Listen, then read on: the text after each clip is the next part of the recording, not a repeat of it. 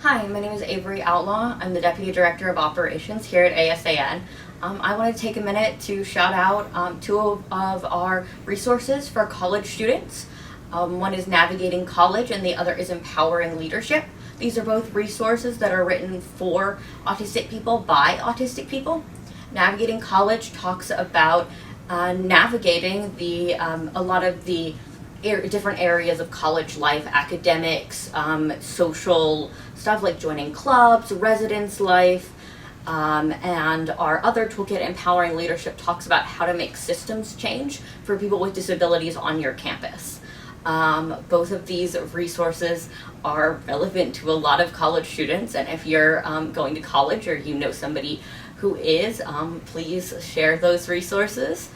And it's with your support that we can continue to train the next generation of leaderships with our Autistic Campus Inclusion Summer Leadership Academy and with our resources for college students all over the country and the world.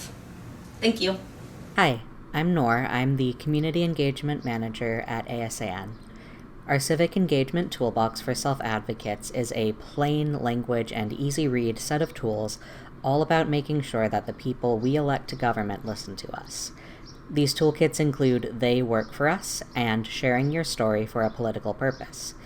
I think these tools are great because they talk about both what it looks like to talk to your elected officials and also how to get your points across.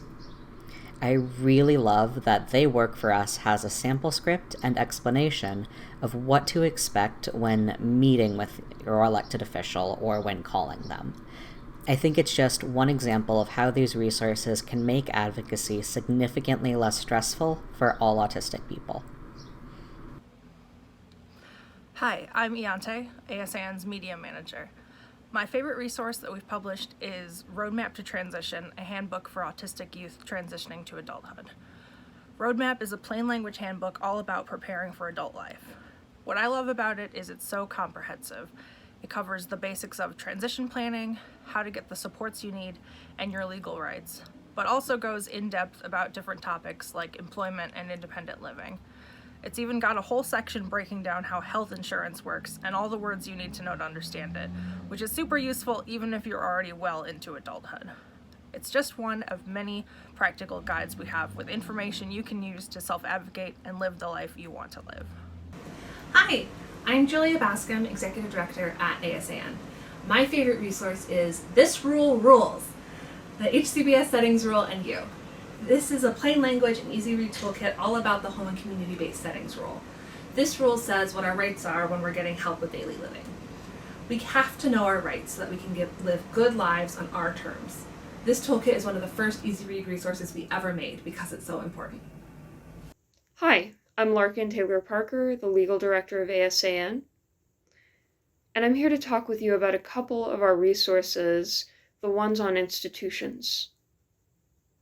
We have two. The first one is Institutions, the Old, the New, and What We Should Do. This is about how institutions came about, why they're not good places to live, and what we should do to make sure everyone gets to live in the community and have a full life.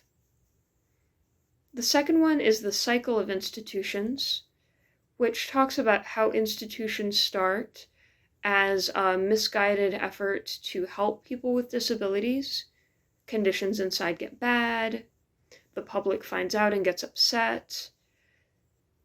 Institutions are either closed down and replaced with new institutions, or the conditions inside are made better in a short-term way, but then conditions get bad again.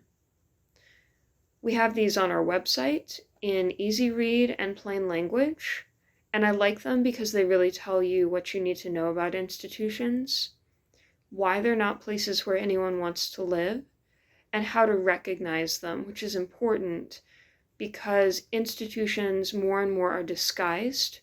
They're made to look very nice, even though they still give people inside of them very small, restrictive lives that nobody would want. These resources will help you know what to do about them and recognize them when you see them. So check them out. Hi, I'm Greg Robinson, and I'm the Deputy Director of Public Policy for the Autistic Self-Advocacy Network. My toolkit is Crisis in Our Communities, which is about racial inequality and community living.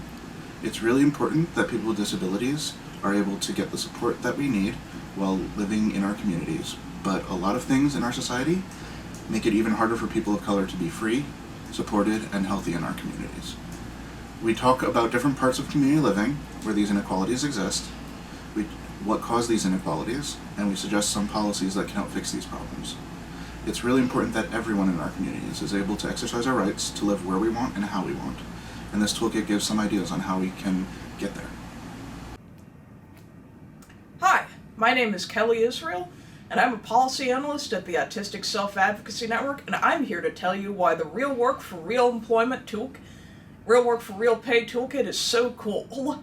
People with disabilities deserve great jobs in the community, but sometimes bad employment policies can get in the way of us getting those jobs.